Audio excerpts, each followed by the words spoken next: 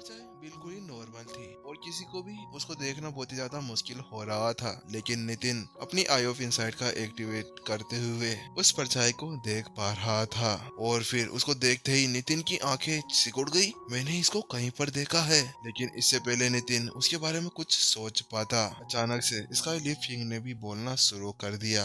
मैं sky leaf king शपथ लेता हूँ, जब मुझे वह व्यक्ति मिल जाएगा और उसके साथ में वह नक्शा भी, तो उसके बाद में मैं इन्हें यहाँ पर 24 घंटे तक कोई भी नुकसान नहीं पहुँचाऊंगा। अगर मैं इस कसम को तोड़ता हूँ तो उसी वक्त मेरी आत्मा को नष्ट कर दिया जाए। वह शपथ लेते ही अचानक से उस दरवाजे के अंदर से एक किरण बाहर निकलती है और वह सीधे स्काई लीफ किंग के सर के अंदर धस जाती है। उसको देखने से ऐसा लग रहा था जैसे कि उस आत्मा भगवान ने उसकी वह कसम को मान लिया हो।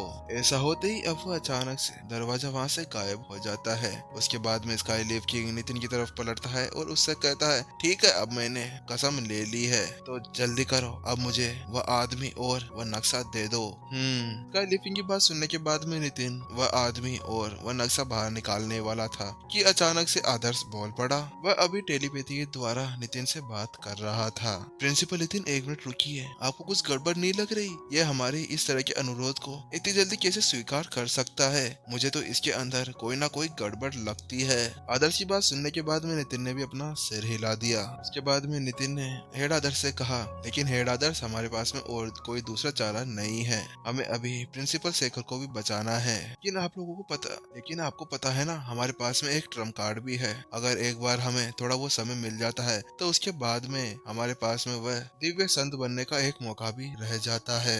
और एक बार जब हम वह सफलता हासिल कर लेंगे तो उसके बाद में उस स्काई लीफ किंग को यहीं पर ही मार डालूंगा। नितिन की बातें सुनने के बाद में भी आदर्श ने सिर हिला दिया और वह समझ गया था कि उनके पास में इसके अलावा कोई दूसरा रास्ता भी नहीं है।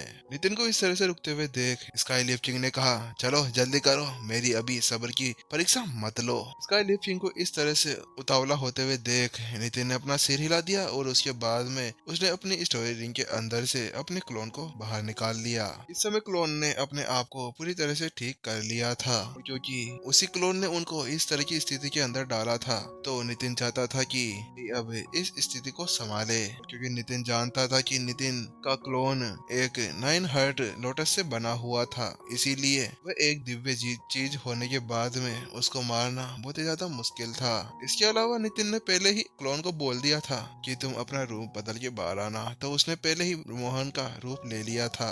उस क्लोन को अपने सामने देखकर स्काई लीफ किंग अपनी आंखें सिकोड़े उसको देखने लगा। क्या ये मोटू था जिसने मुझे मारा था? उस क्लोन को अपने सामने देखकर स्काई लीफ किंग ने अपनी आंखें सिकोड़ ली थी। संदेह से उसने नितिन से पूछा। स्काई लीफ किंग को इस तरह शक करते हुए देख नितिन ने कहा, बात कुछ ऐसी है कि ये अपने रूप को बदल पाने में आराम से कामयाब हो जाता है। पिछली बार भी तो इसने स्कारलेट लीफ किंग का रूप बदला था। अच्छा ठीक है। फिर उसके बाद में स्काई लीफ किंग ने अपनी एनर्जी का यूज करते हुए उस क्लोन को अपनी एनर्जी से बांध लिया और अपनी तरफ खींच लिया। उसके बाद में स्काई लीफ किंग ने नितिन से कहा, ठीक है, ये तो मेरे पास में आ गया, अब उस नक्शे का क्या करोगे, वो भी मुझे दो। स्काई लीफ किंग की बात सुनने के बाद में नितिन ने अपना हाथ फिर से घुमाया और अब उसके सामने एक बकरी की चादर आ गई जो हवा के अंदर उड़ रही थी। नितिन अभी सोच रहा था, क्योंकि यहाँ पर आने के लिए नक्शे ने मदद की थी, लेकिन उसके बाद में भी वह नक्शा इनके ज्यादा यूज में नहीं आया था। बस उसने 2 बार ही तो उनकी मदद की थी, एक बार तो उस महल को पार करने में और उसके बाद में इस जगह पर लाने में। इससे ज्यादा उस नक्शे ने उनकी कोई भी हेल्प नहीं की, इसलिए नितिन को नहीं लगा था कि वह नक्शा ज्यादा काम में आएगा। उस नक्शे को अपने सामने देखकर स्काई लीफ किंग की आंखें चमक उठी। मुझे मुझे उसे मुझे दे दो, स्काई लीफ किंग ने जल्दी से नितिन से कहा। ऐसे स्काई लीफ किंग को इतनी ज्यादा जल्दी करते हुए देख नितिन ने कहा, हाँ हाँ ठीक है, ये लो, और फिर अपनी अंगुली के एक टेप से उस नक्शे को स्काई लीफ किंग की तरफ बढ़ा दिया। वहीं दूसरी तरफ ये देखते हुए कि वह नक्शा स्काई लीफ किंग के हाथों के अंदर आने वाला है, प्रिंसिपल शेखर घबरा गए। वह अभी बिल्कुल चुप थे, क्योंकि स्काई लीफ किंग ने उनका मुंह एक टेप से बंद कर दिया था, लेकिन वह उन्हें मना करना चाहते थे कि उन्हें वह नक्शा मत दो, लेकिन अभी इसका कोई भी फायदा नहीं होने वाला था। उस नक्शे को अपने हाथ में पकड़ते ही स्काई लीफ किंग ने जल्दी से प्रिंसिपल शेखर की उस आत्मा को भी आजाद कर दिया। ठीक है, अब इस कचरे को तुम ही पकड़ो, ये मेरे किसी काम का नहीं। नितिन और अन्य लोग जल्दी से प्रिंसिपल शेखर की तरफ भागे और उन्हें उस कैद से आजाद कर दिया। जैसे ही शेखर उस बंधन से आजाद होता है, वो उन सभी से कहता है, ये तुमने क्या कर दिया? ये इतना बड़ा रिस्क तुम लोगों ने क्यों ले लिया? आखिरकार तुम्हें ऐसा नहीं करना चाहिए था। हम उसको ये नक्शा नहीं दे सकते। शेखर को इस तरह से उनको सारी चीजें बताते हुए देख स्काईलिफ किंग हंसने लगा, लेकिन अब बहुत ज्यादा देर हो चुकी है। स्काईलिफ किंग अभी उस नक्शे को अपने हाथ के अंदर पकड़ा हुआ था और जोर जोर से हंसने लगा था। और फिर उसने उस नक्शे को खोला और जैसे उसने ऐसा किया, अचानक से वह सेवेंथ सेशन हॉल पूरी तरह से हिलने लगा।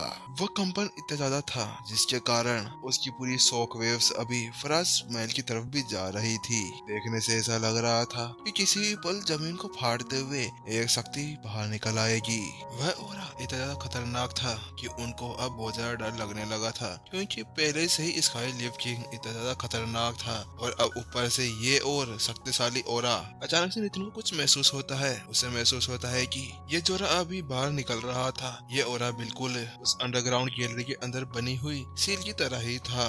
धीरे धीरे वह लाइट तेज होती गई और वह लाइट जमीन से बाहर निकल रही थी और अब धीरे धीरे एक बड़ा सा गोला बाहर निकलने लगा। वह गोला एक फुटबॉल के साइज का था, पूरी तरह से पारदर्शी। वह सब कुछ चीजें इस तरह से पलटते हुए देख आदर्श जल्दी से शेखर की तरफ पलटा और उससे पूछा, शेखर ये क्या हो रहा है? आदर्श की वह बात सुनने के बाद में शेखर पूरा घबराया हुआ था और उसने घबराई हुई आवाज के अंदर कहा, यह नक्शा प्राचीन डोमेन का है। हाँ हाँ, हमें भी पता है कि यह नक्शा प्राचीन डोमेन का है और हमें पता है कि ये सभी सुरक्षित मार्गों को ढूंढने के लिए होता है। आदर्श ने अपनी आंखें चढ़ाते हुए शेखर से कहा, क्योंकि जब नितिन के पास में वह नक्शा था तब उसने देखा था कि उस नक्शे के अंदर से केवल एक रेनबो लाइट निकलती थी और वह एक ब्रिज का निर्माण करती थी। उस नक्शे को देखने के बाद में उन सभी को ये लगा था कि वह नक्शा केवल इनको यहाँ से सुरक्षित बाहर निकालने के लिए ही था। शेखर ने अपना सिर पकड़ लिया और उसने उन सभी से कहा, यह नक्शा कोई नॉर्मल नक्शा नहीं है। अगर ये एक बार उस गोले के साथ में मिल जाता है तो उसके बाद में जो फराज पैलेस है वो पूरा इस गोले के अंदर आ जाएगा। यानी कि कहने का मतलब कि ये सारा का सारी जगह एक पेंटिंग बन जाएगी और अगर ये सारी जगह एक बार स्काईलिफ किंग के कब्जे के अंदर आ गई तो यहाँ पर जितनी भी सारी चीजें मास्टर शेख और फराज ने छोड़ी थी वह सभी ऐसे ही उसके हाथों के अंदर लग जाएगी और उसके अंदर हम सब भी हैं और उसके बाद में हमारे ऊपर उसी का राज होगा। शेखर की इस तरह की डरावनी आवाज को सुनते हुए सभी के शरीर कांपने लगे, क्योंकि उनको वह सारे सदमे इतने ज्यादा गहरे लगे थे कि उनके पूरे शरीर को झंझोर कर रख दिया गया, क्योंकि वह शेखर की बातें समझ चुके थे। जब वह उस स्काई पैलेस के अंदर घुसे थे तो उस वक्त भी वह एक पेंटिंग थी और जब बाहर स्कारलेट लिफ किंग था तो उसने बाहर रहकर ही उन सभी की बहुत बुरी हालत कर दी थी और अगर एक बार ये पूरी पेंटिंग उसके हाथ में लग जाती है तो इन सभी के लिए बाहर निकलना बहुत ही ज्यादा मुश्किल हो जाएगा। इसी के साथ में मानव जाति के ऊपर एक और बार बहुत बड़ा खतरा आने वाला है। शेखर की उन सभी बातों को सुनने के बाद में आदर्श ने बड़ी डरावनी आवाज के साथ में शेखर से पूछा, अब हमें क्या करना चाहिए? अब तो हम एक ही चीज कर सकते हैं कि मानचित्र और उस गोले को एक साथ मिलने से रोक सके। ठीक है। प्रिंसिपल शेखर की बात सुनते ही आदर्श ने अपना सिर हिला दिया और उसके बाद में वह नितिन की तरफ मुड़ता है और नितिन से कहता है, प्रिंसिपल नितिन अब आपको जाना चाहिए, हम लोग यहाँ पर इस स्काईलिफ किंग को संभाल लेंगे। आदर्श की बात सुनने के बाद में नितिन ने भी अपना सिर हिला दिया। ठीक है, अब मैं जा रहा हूँ। और नितिन भी जानता था कि अपनी मौजूदा ताकत के साथ में वह स्काईलिफ किंग का सामना नहीं कर सकता था और क्योंकि यही मामला था इसीलिए उसको पहले उसे सबसे पहले अब उसी चीज पर ध्यान देना होगा और उसे एक दिव्य संत बनना होगा। हैं? कहाँ पे जाना चाहिए? आखिरकार हेड आदर्श तुम क्या कह रहे हो? आखिरकार नितिन को तुम कहाँ पर भेजने की कोशिश कर रहे हो? यहाँ पर इतनी खतरनाक लड़ाई चलने वाली है और तुम यहाँ पर इसको भेजने की कोशिश कर रहे हो और तुम ये कौन सी सफलता हासिल करने की बात कर रहे हो? ये अभी नवजात संत लेवल के ऊपर है। अगर ये संत लेवल के ऊपर भी चला जाता है तो उसके बाद में भी ये स्काईलिफ किंग का सामना नहीं कर पाएगा। शेखर को इस तरह से चिंता के अंदर देखने के बाद में हेड आदर्श ने कहा, तुम चिंता मत करो, ये कोई सामान्य सफलता नहीं है। आदर्श ने एक हल्की सी हंसी के साथ में उसे उत्तर दिया। इसके बाद में हेड आदर्श की आंखें अचानक से गंभीर हो गई और उन्होंने आसमान के अंदर छलांग लगा दी। अभी वो पूरी स्पीड के साथ में स्काई लिफ्टिंग की तरफ बढ़ रहे थे। अभी उनके पीछे एक केवल लाइट की लाइन बनी हुई थी। आदर्श जानता था कि स्काई लिफ्टिंग बहुत ही ज्यादा शक्तिशाली है, इसीलिए उसने स्टार्ट करते ही सबसे पहले अपनी गुप्त कला का यूज करते हुए ब्लड लाइन यूज की और उसने अपनी पूरी एनर्जी का यूज करना शुरू कर दिया। उसके अंदर वह अपनी एनर्जी से भी अधिक उसके अंदर लगा सकता था। आदर्श को ऐसे आगे बढ़ते हुए देख गिल्ड लीडर जाफर ने कहा, अरे मेरा वेट भी करो, मैं भी आ रहा हूँ। एक साथ दो संत लेवल स्टेज 4 के लड़ाकू स्काई लिफ्ट की तरफ बढ़ने लगे।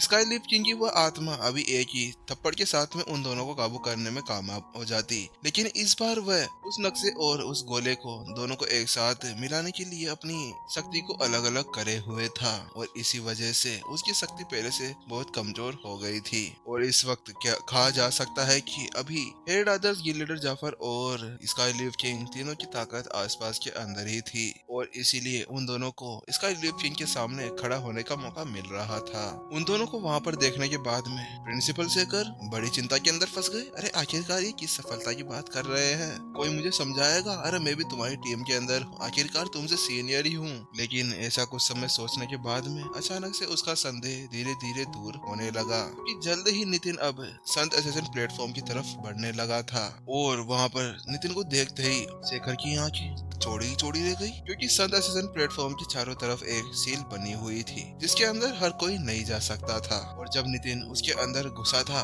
तो वह फॉर्मेशन उसको कहीं पर भी नहीं रोक रही थी। ये क्या, इसके लिए ये फॉर्मेशन खुल कैसे गई? क्या क्या इसका मतलब ये हो सकता है एक सुप्रीम मास्टर